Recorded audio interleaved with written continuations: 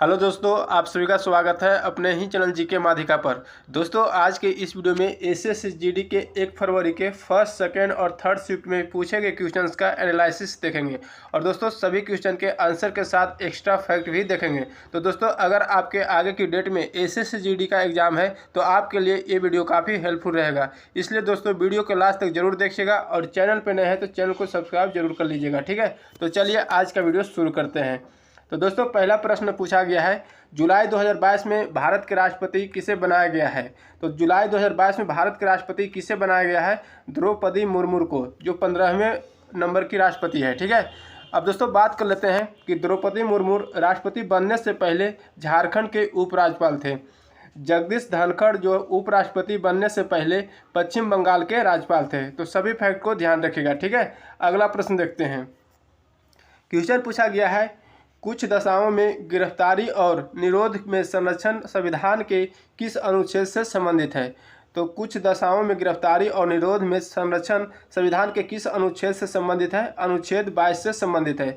अब दोस्तों बात कर लेते हैं अनुच्छेद 20 किससे संबंधित है। तो अनुच्छेद 20 जो है अपराधों के लिए दोषी सिद्ध के संबंध में संरक्षण से संबंधित है। अनुच्छेद 21 की बात करें तो अनुच्छेद 21 जो है प्राण एवं दैहिक स्वतंत्रता का संरक्षण से संबंधित है। अनुच्छेद 21 के क जो है शिक्षा के अधिकार से संबंधित है। ठीक है, तो सभी फैक्ट को ध्यान रखिएगा। अगला प्रश्न देखते हैं। क्वेश्चन पूछा गया कि वर्तमान में खेल मंत्री कौन है। तो वर्तमान में खेल मंत्री कौन है? अनुराग सिंह ठाकुर है। ठीक है, अब दोस्तों बात कर लेते हैं कि वर्तमान में सूचना एवं प्रसारण मंत्री एवं खेल मंत्री जो है अनुराग सिंह ठाकुर है। कानून एवं न्याय मंत्री जो है किरण रिजिजू है। शिक्षा मंत्री धर्मेंद्र प्रधान है। रेल संचार एवं सूचना प्रौद्योगिकी मंत्री अश्विनी वैष्णव है। स्वास्थ्य एवं परिवार कल्याण मंत्री जो है मनसुख मंडाविया है। ठीक है, तो सभी फैक्ट को ध्यान रखिएगा। अगला प्रश्न देखते हैं। क्वेश्चन पूछा गया कि वर्तमान में चीफ ऑफ डिफेंस स्टाफ यानी सीडीएस कौन है। तो वर्तमान में चीफ ऑफ डिफेंस स्टाफ जो है लेफ्टिनेंट जनरल अनिल चौहान है। ठीक है, अब दोस्तों बात कर लेते हैं कि देश के प्रथम चीफ ऑफ डिफेंस स्टाफ यानी सीडीएस कौन थे। तो देश के प्रथम सीडीएस जो है जनरल बिपिन रावत थे और देश के पहले लोकपाल पिनाकी चंद्र घोष थे और वर्तमान में देश के लोकपाल जो है प्रदीप कुमार मोहंती है। ठीक है, तो सभी फैक्ट को ध्यान रखिएगा। अगला प्रश्न देखते हैं। क्वेश्चन पूछा गया कि अर्थशास्त्र के रचयिता कौन है। तो अर्थशास्त्र के रचयिता कौन है? चाणक्य है। ठीक है, अब दोस्तों बात कर लेते हैं कि पंचतंत्र के लेखक कौन है। तो पंचतंत्र के लेखक जो है विष्णु शर्मा है। बुद्धचरितम के लेखक अश्वघोष है। कदामरी के लेखक बाणभट्ट है। शाहनामा के लेखक फिरदौसी है। हुमायूं नामा के लेखक गुलबदन बेगम है। राजतरंगिणी के लेखक कल्हण है। अष्टाध्यायी के लेखक पाणिनि है। ठीक है, तो सभी फैक्ट को ध्यान रखिएगा। अगला प्रश्न देखते हैं। क्वेश्चन पूछा गया कि चूना पत्थर का रासायनिक सूत्र क्या होता है। तो चूना पत्थर का रासायनिक सूत्र CaCO3 होता है यानी कैल्शियम कार्बोनेट होता है। ठीक है, अब दोस्तों बात कर लेते हैं कि बिना बुझा चूना का सूत्र क्या होता है। तो बिना बुझा चूना का सूत्र CaO यानी कैल्शियम ऑक्साइड होता है और बुझा हुआ चूना का सूत्र होता है CaOH के होल्टवाइज यानी कैल्शियम हाइड्रोक्साइड। ब्लीचिंग पाउडर का सूत्र होता है CaOCl2 यानी कैल्शियम ऑक्सीक्लोराइड। ठीक है, तो सभी फैक्ट को ध्यान रखिएगा। अगला प्रश्न देखते हैं। क्वेश्चन पूछा गया कि लाल लिटमस पत्र को नीला खाली स्थान कर देता है। तो लाल लिटमस पत्र को नीला क्षार कर देता है। ठीक है, अब दोस्तों नीला लिटमस पत्र को लाल जो है अम्ल कर देता है। ठीक है, तो ध्यान रखिएगा। अगला प्रश्न देखते हैं। क्वेश्चन पूछा गया कि 16वां टोक्यो पैरा ओलंपिक 2021 में सबसे ज़्यादा पदक किस देश ने जीता है। तो 16वां टोक्यो पैरा ओलंपिक 2021 में सबसे ज़्यादा पदक जो है चीन ने जीता है। ठीक है, टोटल जो है 96 स्वर्ण यानी कुल पदक 207 जीता है। ठीक है, अब दोस्तों भारत की बात कर ले तो भारत का स्थान 24वां स्थान था, 5 स्वर्ण और कुल पदक 19 जीता था। ठीक है, टोक्यो पैरा ओलंपिक 2021 जो है टोक्यो जापान में आयोजन हुआ था। अब बात कर लेते हैं कि उद्घाटन समारोह में भारत के ध्वजवाहक कौन थे। तो भारत के ध्वजवाहक टेक चंद जो भाला फेंक से संबंध रखते हैं। समापन समारोह में भारत के ध्वजवाहक कौन थे? अवनी लेखरा थे जो निशानेबाज खेल से संबंध रखते हैं। ठीक है, तो सभी फैक्ट को ध्यान रखिएगा। अगला प्रश्न देखते हैं। क्वेश्चन पूछा गया है कि कला के क्षेत्र में पद्म विभूषण 2022 किसे सम्मानित किया गया है। तो कला के क्षेत्र में पद्म विभूषण 2022 किसे सम्मानित किया गया है। तो कला के क्षेत्र में सुश्री प्रभा आत्रे को कला के क्षेत्र में सम्मानित किया गया, ठीक है। पद्म विभूषण से सम्मानित किया गया, जो महाराष्ट्र के है, ठीक है। दोस्तों अब बात कर लेते हैं कि पद्म विभूषण जो है टोटल 4 इस बार दिया गया 2022 में। पहला जो दिया गया है सुश्री प्रभा अत्रे, जो कला के क्षेत्र में दिया गया है, महाराष्ट्र के रहने वाले हैं, ठीक है। दूसरा जो है श्री राधे श्याम खेमका, जो साहित्य और शिक्षा के क्षेत्र में दिया गया है, जो यूपी का है, और इसे मरणोपरांत पुरस्कार दिया गया है, ठीक है। तीसरा नंबर जनरल बिपिन रावत को मरणोपरांत पुरस्कार दिया गया है, सिविल सेवा से संबंधित है और उत्तराखंड राज्य से है, ठीक है। चौथा नंबर है श्री कल्याण सिंह, जो मरणोपरांत पुरस्कार दिया गया है, ठीक है। पब्लिक अफेयर से संबंध है, पब्लिक अफेयर से संबंध रखते हैं, जो यूपी राज्य से है, ठीक है, उत्तर प्रदेश राज्य से है। तो सभी फैक्ट को ध्यान रखिएगा, ठीक है। आगे देखते हैं। क्वेश्चन पूछा गया कि सत्य शोधक समाज की स्थापना किसने की है। तो सत्य शोधक की समाज की स्थापना ज्योतिबा फुले ने की है, जो 1873 में की है, ठीक है। अब दोस्तों बात कर लेते हैं कि एशियाटिक सोसाइटी की स्थापना किसने की है। तो विलियम जोन्स ने की है। आत्मीय सभा की स्थापना राजा राम मोहन राय ने की है। युवा बंगाल आंदोलन हेनरी लुई डिरोजियो ने की है। आर्य समाज की स्थापना जो है दयानंद सरस्वती ने की है, ठीक है। तो सभी फैक्ट को ध्यान रखिएगा। अगला प्रश्न देखते हैं। क्वेश्चन पूछा गया कि सीवी चंद्रशेखर का संबंध किस नृत्य से है। तो सीवी चंद्रशेखर का संबंध जो है भारतनाट्यम शास्त्रीय नृत्य से संबंध है, ठीक है। अब दोस्तों बात कर लेते हैं कि सीवी चंद्रशेखर एक भारतीय भारतनाट्यम नर्तक, शिक्षाविद, नृत्य विद्वान, संगीतकार और कोरियोग्राफर है, ठीक है। तो सभी फैक्ट को ध्यान रखिएगा। अगला प्रश्न देखते हैं। क्वेश्चन पूछा गया कि निम्न में से कौन सा प्रत्यक्ष कर नहीं है। तो प्रत्यक्ष कर नहीं है, जो ऑप्शन में जीएसटी दिया गया था, जीएसटी जो प्रत्यक्ष कर नहीं है, ठीक है। अब दोस्तों बात कर लेते हैं प्रत्यक्ष कर कौन कौन से हैं। तो आयकर, कॉरपोरेट कर, संपत्ति कर, भाग कर और उपहार कर, ये सभी शामिल है प्रत्यक्ष कर में, ठीक है। तो ध्यान रखिएगा। अगला प्रश्न देखते हैं। क्वेश्चन पूछा गया कि विवाहित महिलाओं के द्वारा गणगौर का त्यौहार किस महीने मनाया जाता है। तो विवाहित महिलाओं के द्वारा गणगौर का त्यौहार किस महीने मनाया जाता है। तो चैत्र महीने के शुक्ल पक्ष की तृतीय तीज को आता है। इस दिन कुंवारी लड़कियां एवं विवाहित महिलाएं शिव जी और पार्वती जी की पूजा करती है। यह त्यौहार जो है 18 दिनों तक चलता है, ठीक है। तो इसका सही आंसर हो जाएगा किस महीने में मनाया जाता है। चैत्र महीने के शुक्ल पक्ष में मनाया जाता है, ठीक है। आगे देखते हैं। क्वेश्चन पूछा गया है कि अलकनंदा और भागीरथी खाली स्थान मिलती है। तो अलकनंदा और भागीरथी जो है देवप्रयाग में मिलती है, ठीक है। आगे देखते हैं। क्वेश्चन पूछा गया कि अस्त व्यस्त का एकार्थ शब्द क्या होता है। तो अस्त व्यस्त का एकार्थ शब्द होता है तितिर बितिर, कर्महीन, अव्यवस्थित होता है, ठीक है। आगे देखते हैं। क्वेश्चन पूछा गया है कि विद्युत का परिभाषिक शब्द कौन सा नहीं है। तो विद्युत का परिभाषिक शब्द होता है बिजली, तड़ित, चंचला, चपला, इंद्रब्रज, असनी, करका, क्षण प्रभा, क्षणिका, ये सभी दोस्तों विद्युत का परिभाषिक शब्द होता है। तो जो आपका ऑप्शन में नहीं दिया गया होगा आंसर हो जाएगा, ठीक है। आगे देखते हैं। जो युद्ध में स्थिर रहता है एक शब्द क्या है। तो जो युद्ध में स्थिर रहता है युधिष्ठिर होगा, ठीक है। आगे देखते हैं। क्वेश्चन पूछा गया कि सरस्वती का परिभाषिक शब्द क्या होता है। तो सरस्वती का परिभाषिक शब्द कौन सा नहीं है। तो सरस्वती का परिभाषिक शब्द होता है बिना पानी, विद्या की देवी, ब्राह्मणी, भारती, भाषा, वाणी, शारदा, भारती माता, विधात्री, ईश्वरी, ये सभी दोस्तों सरस्वती का परिभाषिक शब्द होता है। तो इसके अलावा जो भी ऑप्शन में दिया गया होगा आंसर हो जाएगा, ठीक है। आगे देखते हैं। क्वेश्चन पूछा गया कि आसमान पर चढ़ना मुहावरे का अर्थ क्या होता है। तो आसमान पर चढ़ना मुहावरे का अर्थ होता है स्वयं को बहुत ऊंचा या बड़ा समझना, ठीक है। आगे देखते हैं। क्वेश्चन पूछा गया कि माता का परिभाषिक शब्द कौन है। तो माता का परिभाषिक शब्द होता है मैया, माई, मम्मी, जननी, अम्मी, मातु, जन्मदात्री, मातृ, महतारी, अंबिका, जनइत्री, ये सभी दोस्तों माता का परिभाषिक शब्द होती है, ठीक है। आगे देखते हैं।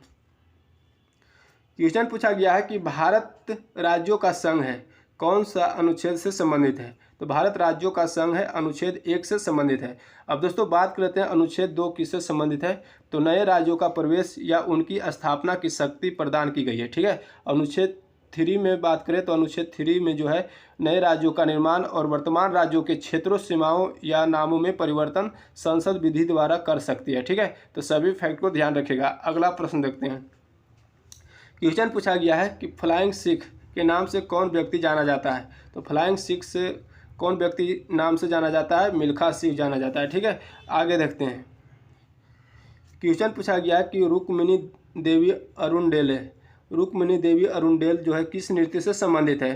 तो भारतनाट्यम से संबंधित है। ठीक है, अब दोस्तों बात कर लेते हैं कि कृष्ण अय्यर, आमनी कृष्णमूर्ति, सोनल मानसी, प्रियदर्शनी गोविंद, ये सभी दोस्तों भारतनाट्यम से संबंधित है। ठीक है, तो ध्यान रखिएगा। अगला प्रश्न देखते हैं। क्वेश्चन पूछा गया कि शासक हर्षवर्धन के दरबारी कवि कौन थे? तो शासक हर्षवर्धन के दरबारी कवि बाणभट्ट थे। ठीक है, अब दोस्तों बात कर लेते हैं कि हर्षवर्धन के शासन काल में भारत कौन आया था? तो ह्वेनसांग जो है हर्षवर्धन के शासन काल में भारत आया था। ठीक है, तो ध्यान रखिएगा। अगला प्रश्न देखते हैं। क्वेश्चन पूछा गया है कि लोकसभा में गणपूर्ति के लिए कितनी संख्या होनी चाहिए? तो लोकसभा की गणपूर्ति के लिए कितनी संख्या होनी चाहिए? तो कुल सदस्य संख्या का 1/10 भाग होनी चाहिए। ठीक है, अब दोस्तों बात कर लेते हैं कि लोकसभा के सदस्यों की अधिकतम सदस्य संख्या 552 होती है। लोकसभा के सदस्यता के लिए न्यूनतम उम्र 25 वर्ष होती है। लोकसभा का अधिकतम कार्यकाल 5 वर्ष की होती है। ठीक है, तो सभी फैक्ट को ध्यान रखिएगा। अगला प्रश्न देखते हैं। क्वेश्चन पूछा गया कि कौशल विकास योजना किस मंत्रालय से संबंधित है? तो कौशल विकास योजना जो है किस मंत्रालय से संबंधित है? तो कौशल विकास उद्यमिता मंत्रालय से संबंधित है। ठीक है, आगे देखते हैं। क्वेश्चन पूछा गया कि असम का शास्त्रीय नृत्य किस आंदोलन से संबंधित है? तो असम का शास्त्रीय नृत्य जो है किस आंदोलन से संबंधित है? भक्ति आंदोलन से संबंधित है। अब दोस्तों बात कर लेते हैं कि असम के प्रमुख नृत्य बिहू, बिछुआ, नट पूजा महाराज, नागा नृत्य, ये सभी दोस्तों असम के प्रमुख नृत्य है।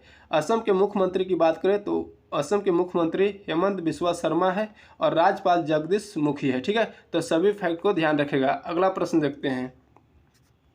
क्वेश्चन पूछा गया कि 2011 जनगणना के अनुसार सबसे कम महिला साक्षरता दर वाला राज्य कौन सा है? तो 2011 जनगणना के अनुसार सबसे कम महिला साक्षरता दर वाला राज्य बिहार है और कितना प्रतिशत है? 51.5% है। ठीक है, अब दोस्तों बात कर लेते हैं कि सर्वाधिक साक्षरता वाला राज्य कौन सा है? तो केरल है, 94% है। ठीक है, न्यूनतम साक्षरता दर वाला राज्य बिहार है, 71.2% है। ठीक है, तो ध्यान रखिएगा। अगला प्रश्न देखते हैं। क्वेश्चन पूछा गया कि 1866 ईस्वी में ईस्ट इंडिया एसोसिएशन की स्थापना किसने की थी? तो 1866 ईस्वी में ईस्ट इंडिया एसोसिएशन की स्थापना दादा भाई नौरोजी ने की थी। ठीक है, आगे देखते हैं। क्वेश्चन पूछा गया है कि नाइट्रोजन का अनुभार क्या है? तो नाइट्रोजन का अनुभार 14 होता है। ठीक है, अब नाइट्रोजन का परमाणु संख्या कितनी होती है? तो 7 होती है। ठीक है, आगे देखते हैं। क्वेश्चन पूछा गया है कि फ्री स्टाइल कुश्ती रेसलिंग में अधिकतम अंक कितनी है? तो फ्री स्टाइल कुश्ती रेसलिंग में अधिकतम अंक जो है 10 अंक है। ठीक है, आगे देखते हैं। क्वेश्चन पूछा गया कि कागजी घोड़े दौड़ाना मुहावरे का अर्थ क्या होता है? कागजी घोड़े दौड़ाना मुहावरे का अर्थ होता है केवल लिखा पढ़ी करना। ठीक है, आगे देखते हैं। क्वेश्चन पूछा गया कि भारत में हरित क्रांति का जनक किसे माना जाता है? तो भारत में हरित क्रांति का जनक एम.एस. स्वामीनाथन को माना जाता है। नॉर्मन बोरलॉग हरित क्रांति के जनक माने जाते हैं। हरित क्रांति का शुरुआत 1960 ईस्वी में हुआ था। यही बात करें दोस्तों कि भारत में हरित क्रांति का शुरुआत कब हुआ था? तो भारत में हरित क्रांति का शुरुआत 1966 के बीच में हुआ था। ठीक है, तो सभी फैक्ट को ध्यान रखिएगा। अगला प्रश्न देखते हैं। क्वेश्चन पूछा गया कि मानसून किस गोलार्ध से शुरू होता है? तो मानसून जो है किस गोलार्ध से शुरू होता है? दक्षिणी गोलार्ध से शुरू होता है। ठीक है, आगे देखते हैं। क्वेश्चन पूछा गया कि निम्नलिखित में से कौन सा संक्रामक रोग है? तो कौन सा संक्रामक रोग है? ऑप्शन में बुखार दिया गया था, तो बुखार हो जाएगा संक्रामक रोग। ठीक है, आगे देखते हैं। क्वेश्चन पूछा गया कि 22 गज से संबंधित अंडाकार आकार के किस खेल का मैदान होता है? तो क्रिकेट का होता है। ठीक है, आगे देखते हैं। क्वेश्चन पूछा गया कि अमृत का पर्यवाची शब्द क्या होता है? अमृत का पर्यवाची शब्द होता है पीयूष, सुधा, सोम, अमीय। ये सभी दोस्तों अमृत का पर्यवाची शब्द होता है। ठीक है, आगे देखते हैं। किरण का पर्यवाची शब्द क्या होता है? तो किरण का पर्यवाची शब्द होता है मयूख, अंशु, रश्मि, मरीचि, प्रभा, गो। ये सभी दोस्तों किरण का पर्यवाची शब्द होता है। ठीक है, आगे देखते हैं। क्वेश्चन पूछा गया है पीले वस्त्र धारण करने वाला का एक अर्थ शब्द क्या होता है। तो पीले वस्त्र धारण करने वाला एक अर्थ शब्द होता है पीताम्बर। ठीक है, आगे देखते हैं। क्वेश्चन पूछा गया कि लकीर का फकीर होना मुहावरे का अर्थ क्या होता है। तो लकीर का फकीर होना मुहावरे का अर्थ होता है पुरानी बातों पर चलना। ठीक है, आगे देखते हैं। क्वेश्चन पूछा गया कि यूपीएससी के अध्यक्ष का कार्यकाल कितना होता है। तो यूपीएससी के अध्यक्ष का कार्यकाल 65 वर्ष या 6 वर्ष का होता है। ठीक है, अगर आपसे क्वेश्चन पूछा जाएगा कि यूपीएससी के वर्तमान अध्यक्ष कौन है, तो मनोज सोनी है।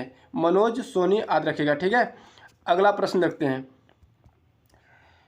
क्वेश्चन पूछा गया है एनपीआर का फुल फॉर्म क्या होता है। एनपीआर का फुल फॉर्म होता है नेशनल पॉपुलेशन रजिस्टर होता है। अगर क्वेश्चन आपसे पूछा जाएगा कि जीएनपी का फुल फॉर्म क्या होता है, तो ग्रॉस नेशनल प्रोडक्ट होता है। ठीक है, तो ध्यान रखिएगा। अगला प्रश्न देखते हैं। क्वेश्चन पूछा गया कि हिंदुस्तान सोशलिस्ट रिपब्लिकन एसोसिएशन यानी HSRA की स्थापना कब हुई थी। तो HSRA की स्थापना जो है 1928 ईस्वी में दिल्ली के फिरोजा शाह कोटला मैदान में चंद्रशेखर आज़ाद, भगत सिंह, सुखदेव की थी। ठीक है, अगर दोस्तों बात करें हिंदुस्तान रिपब्लिकन एसोसिएशन की स्थापना कब हुई थी, तो हिंदुस्तान रिपब्लिकन एसोसिएशन की स्थापना 1924 ईस्वी में सचिंद्रनाथ सन्याल ने कानपुर में की थी। ठीक है, तो सभी फैक्ट को ध्यान रखिएगा। अगला प्रश्न देखते हैं। क्वेश्चन पूछा गया कि पीएम किसान सम्मान निधि योजना का उद्घाटन कब और किसने किया था। तो पीएम किसान सम्मान निधि योजना का उद्घाटन कब और किसने किया था, तो नरेंद्र मोदी ने 24 फरवरी 2019 में किया था। ठीक है, आगे देखते हैं। क्वेश्चन पूछा गया कि भारत में दूसरी बार एशियाई खेल का आयोजन कब हुई थी। तो भारत में दूसरी बार एशियाई खेल की आयोजन जो है 1982 में हुई थी। ठीक है, भारत में 2 बार एशियाई खेल की मेजबानी की थी, 1951 और 1982 में। ठीक है, आगे देखते हैं। क्वेश्चन पूछा गया कि हर्षवर्धन और पुलकेशिन द्वितीय के बीच कौन सी नदी के किनारे युद्ध हुआ था। तो हर्षवर्धन और पुलकेशिन द्वितीय के बीच जो है नर्मदा नदी के किनारे युद्ध हुआ था। ठीक है, आगे देखते हैं। क्वेश्चन पूछा गया कि 10वीं पंचवर्षीय योजना का कार्यकाल कब से कब तक हुआ था। तो 10वीं पंचवर्षीय योजना का कार्यकाल जो है 2002 से 2007 तक हुआ था। ठीक है, अब दोस्तों बात कर लेते हैं कि 10वीं पंचवर्षीय योजना का उद्देश्य क्या था। तो उद्देश्य था देश में गरीबी और बेरोजगारी समाप्त करना। ठीक है, और 10वीं पंचवर्षीय योजना का अध्यक्ष कौन था, तो अटल बिहारी वाजपेयी था। ठीक है, तो सभी फैक्ट को ध्यान रखिएगा। नेफेड के वर्तमान अध्यक्ष कौन है। नेफेड के वर्तमान अध्यक्ष कौन है, विजेंद्र सिंह है। ठीक है, अगला प्रश्न देखते हैं। क्वेश्चन पूछा गया कि बिहू किस राज्य का लोक नृत्य है। बिहू जो है किस राज्य का लोक नृत्य है, असम का। ठीक है, अब दोस्तों बात करते हैं कि बांचुआ महोत्सव, शिल्पग्राम महोत्सव, अम्बुबाची मेला, बैखो उत्सव, काटी बिहू, बोहाग बिहू, ये सभी दोस्तों असम के प्रमुख त्यौहार हैं। ठीक है, तो सभी फैक्ट को ध्यान रखिएगा। अगला प्रश्न देखते हैं। क्वेश्चन पूछा गया कि सिक्किम में सागा दावा त्यौहार किस धर्म के द्वारा मनाया जाता है। तो सिक्किम में सागा दावा त्यौहार किस धर्म के द्वारा मनाया जाता है, बौद्ध धर्म के द्वारा मनाया जाता है। ठीक है, आगे देखते हैं। क्वेश्चन पूछा गया कि संविधान का पालन करते हुए राष्ट्रध्वज और राष्ट्रगान का सम्मान खाली स्थान में निहित है। तो संविधान का पालन करते हुए राष्ट्रध्वज और राष्ट्रगान का सम्मान जो है मौलिक कर्तव्य में निहित है। अब दोस्तों बात कर लेते हैं कि मौलिक कर्तव्य को भाग 4 के क में 51 के क के तहत रखा गया है। ठीक है, तो सभी फैक्ट को ध्यान रखेगा। अगला प्रश्न देखते हैं। क्वेश्चन पूछा गया कि टीकाकरण अभियान मिशन इंद्रधनुष के अंतिम चरण में कितने सालों के बच्चों के लिए था। तो टीकाकरण अभियान मिशन इंद्रधनुष के अंतिम चरण में 2 वर्षों के बच्चों के लिए था। ठीक है, आगे देखते हैं। क्वेश्चन पूछा गया कि हरित क्रांति में कौन सी फसल के उत्पादन पर जोर दिया गया था।